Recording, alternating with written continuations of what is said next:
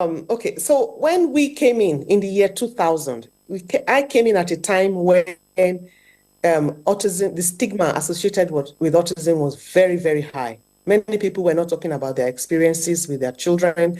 A lot of people were hiding and doing therapy in their homes and not bringing the child out into the community. A lot of people were hiding in schools, and schools took advantage of that and kept the children in a particular setting without the right resources. So what happened during my own time was that when we found out that my son had autism, he actually had regressive autism. He had speech at 12. I mean, at 18 months, he began to lose those communication skills. He stopped talking completely.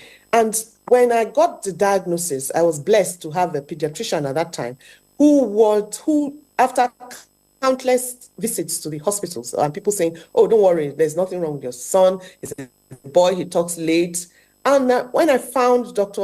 Biodun Aluko, she told me that, Dr. your son has autism, but there's something you must know. There's nothing available in Nigeria. You must take your child out of this country. And I said, I don't have the means, I don't have the resources to take this boy out of the country. And moreover, he's not my first child. I have a daughter, who also has her life. So how do I just whisk the entire family out of the country? So she said to me, go get a speech and language therapist. So we got a speech and language therapist. The speech and language therapist worked with my son for 5 years before he eventually gained speech. And we went to the school. We were taking him out for one-on-one session in that school, which helped in the sense that everything that was taught during the day, we would take him out for 1 hour. I went to the school. I told them that they should please help me. This boy is not speaking. This is what I'm going through. They said, oh, don't worry, Mrs. Akonde, we will support you. So the support came from the doctor. The support came from the school.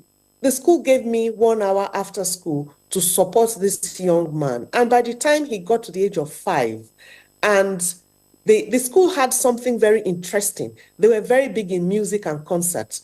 And when we got to the age of 5, he started to pick up the words back: water, take, give, In the midst of this child not being able to speak, we realized that he was learning. That was my first anchor that I held on to. And I began to teach him the skills. My husband and I will teach him how to brush his teeth, brush his hair, wear his trousers, something that other children will pick up easily. We taught him every single thing, taking that into consideration. That is another parental support that is needed. Then we now moved into, I actually thought he would never be able to go to school. So I got him a music teacher to say, okay, there's nothing wrong with you because autism has no physical features. You cannot tell from looking at the child that something is wrong. It's an invisible disorder, as we call it. So we got him the piano teacher to teach him how to play music. And with that, he started to play the piano. He started to read music. So this child that wasn't speaking, that was struggling with certain challenges to loud noise, he was doing all these amazing things. So when I found out there was nothing on ground, that was what gingered me to set up Patrick Speech and Languages Center. So I said, I cannot be the only woman in the whole of Nigeria that has a child like this. So I began to speak about it. So that was how we started Patrick Speech and Language Center 19 years ago. So moving forward, he struggled through primary school, struggled through secondary school. But when he had the opportunity to pick his subjects, maths, ICT, physics, chemistry, things that don't change, things that had patterns, he excelled tremendously. And then when he finished, he came out with A's. The only way he struggled is with English. And because English is so complex, you need to understand it, you need to summarize it, you need to comprehend it. These are things that are difficult for individuals with autism because it has no pattern. You have to think it through. So those are challenges that they face. But can they be supported in their area of interest and strength? Yes. It is not a walk in the park. It is a marathon. You must stay with it. The parents must first accept. The environment must be loving and teachable. Find every teaching moment in his daily activities. That way, that child would be able to understand it. It is rough. It is tough. There were trying times. There were times where we were despondent, that we just thought that the world, the entire world was against us. But growing up and with that persistence and that love and that belief that this child would do well. He has gotten to a stage now where he's doing his PhD in mathematics. And it's not the only one. And then we must always not look at those that are academically inclined. We have a young girl at Patrick's who struggles with communication, but you give her a dress, she can sew a dress a day. So these are things that we must take into consideration. Find what that individual loves, enjoys, and can do independently. We must sharpen it.